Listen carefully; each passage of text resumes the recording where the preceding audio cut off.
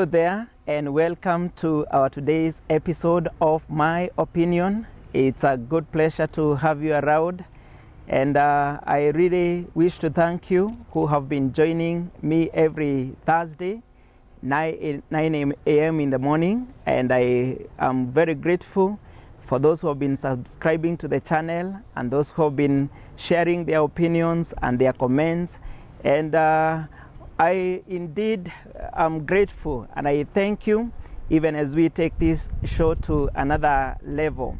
Thank you very much because of joining us this day. I am grateful that you have chosen this channel to inform you and also to be of help to your life. My name is Timothy Ndua. I am a born-again Christian. I am grateful that God has also enabled me to have authored 4 books. I have written a book by the title The Body Worth Possessing, another one by the title The Mind Feeder. I've also written a book by the title The Nation in a Boy, and I have written a book by the title The Female Coin. You can order a copy, and you can just put in the comment section, and I'll be able to organize with you how the book will get to your hands. Today we have a very interesting show, and we call it the Relationship Thursday. It is a day that we want to talk about relationships, and our topic for today's My Opinion is road test or no road test. Road test or no road test. And this is particularly coming to those people who are in the verge of establishing families, or who are in the verge of having stable and long-lasting relationships. And today I want us to discuss a very critical area and stage in any relationship. And this is a time when people are preparing to get married, when people are preparing for their wedding, all for a time for them to be together and to live together. A time comes and the issue of road test comes in. And sometimes people feel like this is a good way to test our compatibility. Will we be compatible when we get to marriage? And I will talk about 3 things which I feel, in my opinion, are quite critical for us to know, that we always encounter when people are in the verge of making that last decision of I do and getting into that lifetime commitment. So in our today's episode of My Opinion, we are asking ourselves, is it important? Is it necessary? Is it godly to do a road test before marriage, or is it otherwise? Welcome to the program. Now, my brother and my sister, I want to talk about 3 critical things that normally people engage in when they are courting, when they are dating, or when they are in a relationship. And this is a lady or a gentleman you have met, and you have agreed. Actually, you are in agreement. You are getting to the other side. You want to establish a family together. But some people feel that they need a lab test. They need a laboratory test of their relationship. Will it work? Will it be a good one? Will we enjoy when we get to the other end? And some of the things that people do before they get married are as follows. The first thing people find themselves engaging as a way to road test or to have a test of their relationship is engaging each other in some domestic chores. Some of these may include a gentleman inviting the lady to the house and asking her to prepare a meal, asking her to maybe wash her clothes, iron her clothes, and so on and so forth, wash her dishes. And we ask ourselves, now, if you are a gentleman and you visit a lady, now, do you do anything in that house? What do you do? And are you supposed to do anything for this lady to confirm that you are indeed the right man for her? And likewise, if you are a lady and you visit this gentleman, and now you are seated at his house, and the gentleman wants to prepare some lunch, must you go to the kitchen for this gentleman to understand that indeed you are a good cook?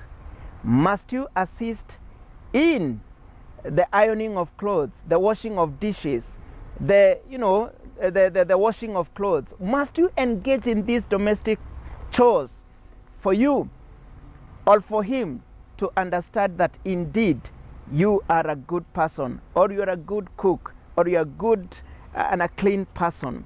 Well, in my opinion, I feel that the more reserved you are, the more better it will be for your relationship, and the more important it will be for you to raise that anxiety. The gentleman will feel that he will want more to happen, and especially when you get married. And so I feel that you should be a little bit reserved. Don't do everything. If you are his visitor, I feel you ought to sit down and allow him to treat you accordingly. Now, the second thing I want us to consider is about offering of financial support. Now, ladies, what made this gentleman your financial support? The fact that he has agreed to walk the journey with you, I don't think it made him your sponsor. I don't think it made him your dad. I don't think it made him your financial provider. Then, that when you want to make your hair, when you want to go to salon, when you want to buy a new cloth, that you keep texting him, you keep demanding for financial support from this gentleman. I think you are also road testing, maybe to see if at the end of the day he will be meeting all your needs, or if at the end of the day he's a stingy man, and so on and so forth. In my opinion, I feel that the fact that this gentleman has agreed to work with you, and even to a point of making you his lifetime partner, it does not make him your provider at such an early time. Continue living the way you used to live. If your dad was supplying for your needs, if you are working, continue doing the same, because at the end of the day, any support you are receiving, you might end up paying back, and the means to pay back may be beyond your ability, or you may be demanded to do something that will indeed make you compromise your faith and your belief in God. And so I feel that it is important, if you have embarked on this journey and if you're serious about it, wait for the right time. If you're a gentleman and the lady is well up, she is more comfortable and she is more loaded, you don't have to go and to make your demands to her. You don't need to keep borrowing money that I'll return, I'll refund, and you know very well you not refund the money. It is not right.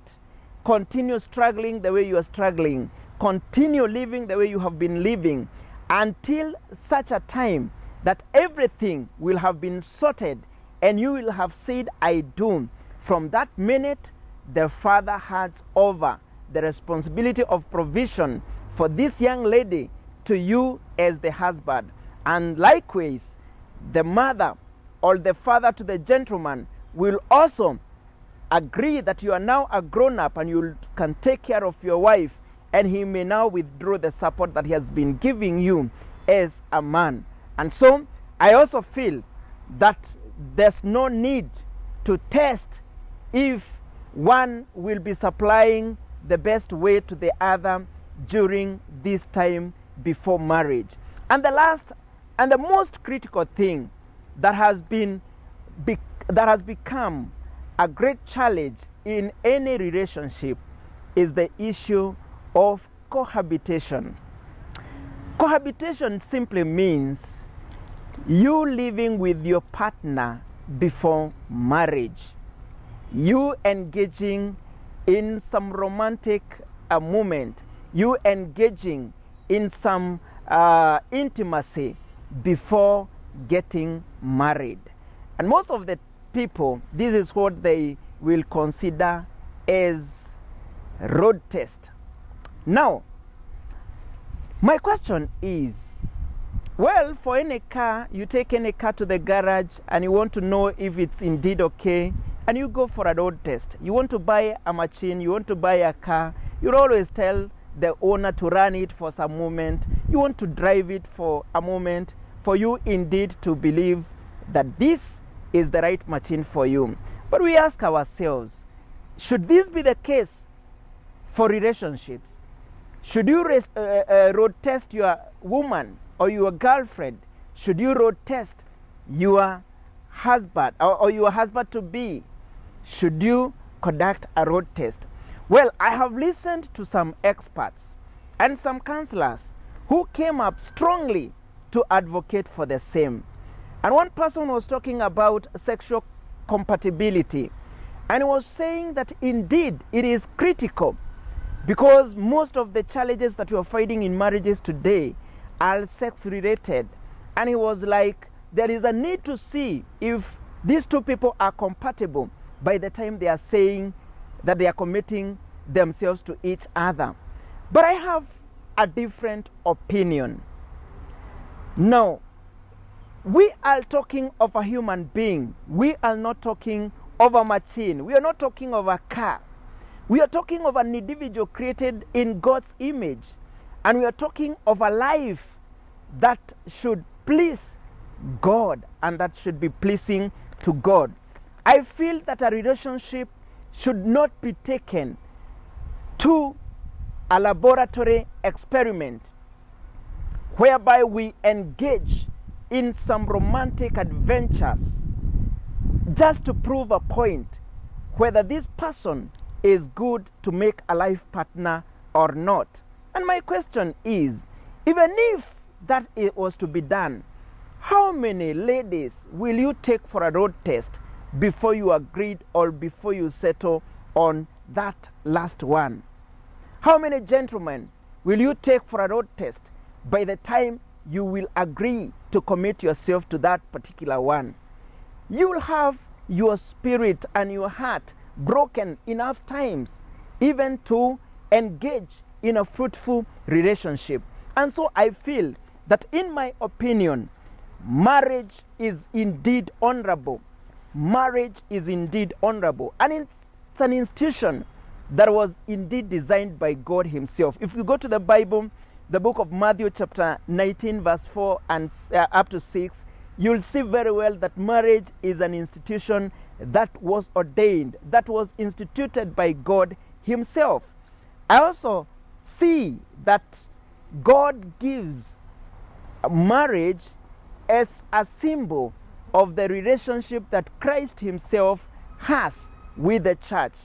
And so the same way Christ feels that he is the husband to the church, who is the bride, I feel the same, that it is an institution that should be taken with a lot of honor and care, dedication and commitment. And if you go to the book of 1 Corinthians chapter 7 and verse 2, you'll also note that marriage is an institution that has been designed to deter individuals from engaging into the sin of fornication. And so I feel that cohabitation is not a right thing, it is not morally correct, and it is also not emotionally correct. You leave your partner heart in one way or another, and at the end of the day, it is sinful. It is a sin against God. I feel that road test should never feature anywhere in the mind of a believer. Somebody who desires to live a righteous and a godly life, then road test should be the last thing or cohabitation should be the last thing that clicks in your mind. This is simply because whenever you do it, and we have talked about it as a sin, as fornication, a very clearly defined sin even in the Bible, the moment, of course, you engage it, you fall under the judgment of God, and God is not happy with you. Then I want to finish by talking about three things that happens when you cohabit or when you engage in a road test that at the end of the day may make you regret in the future. And the first thing is that when you live together outside marriage, you might find yourself getting married for the wrong reasons. Now, marriage is beyond the sexual activity. Marriage goes beyond just being together. Marriage is a covenant. It's a divine covenant, and it ought to be taken with utmost care and dedication. And so, if you simply go to it because of one reason or two reasons or three reasons, then you may find yourself getting into it because of the wrong reason. And number two, anytime you engage in cohabitation or you cohabit, then you undermine commitment even in future. What does this mean? In my opinion, the moment you take that lady or that gentleman and you stay with them in the name of wanting to know if you are compatible with them, then you may never get committed even when you take that person for life partner. And so to avoid lack of commitment in your marriage or in your relationship, there is a need for you to avoid all form of intimacy before marriage.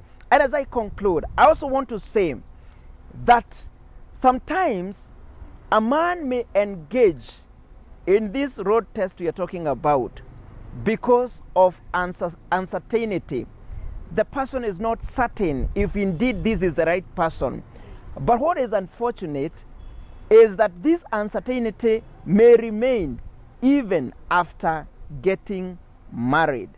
And well, in my opinion here, I want to say that most people who engage in sexual activity before they committed themselves to each other in marriage, they find themselves fighting infidelity and unfaithfulness even after getting married. And so, in my opinion, I feel that road test is one ingredient of unfaithfulness when you get into that marriage. And so I feel that this being my opinion, people should not at all engage in any form of intimacy, in any form of sexual activity. Yes, I gave my opinion on assisting one another in domestic activities. I've given my opinion in assisting one another in financial provision and the like. But as far as cohabitation is concerned, my opinion is fully guided by the Word of God. And I feel that indeed it is not right at all, at all.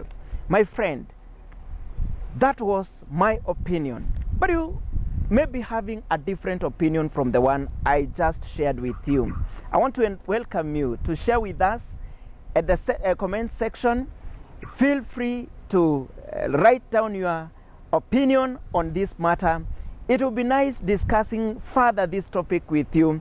And I also feel it will be very important for us to know what is in your mind concerning this very topic or any other. I also welcome you to share with us any other topic you feel that we need to bring into perspective. We need to expose it, and we need to put a scriptural reference on it, and we can always talk about it in another edition of My Opinion. And so, having you around, and I indeed thank God for you, and I pray that you will continue enjoying great relationships. And every last Thursday of the month, we'll be talking about relationships, and I know that we will take our relationships to another level. And from here, I just wish you God's blessings, and until we meet again, same channel, same time, next Thursday, I am Timothy Dua, and this is My Opinion. God bless you. Amen.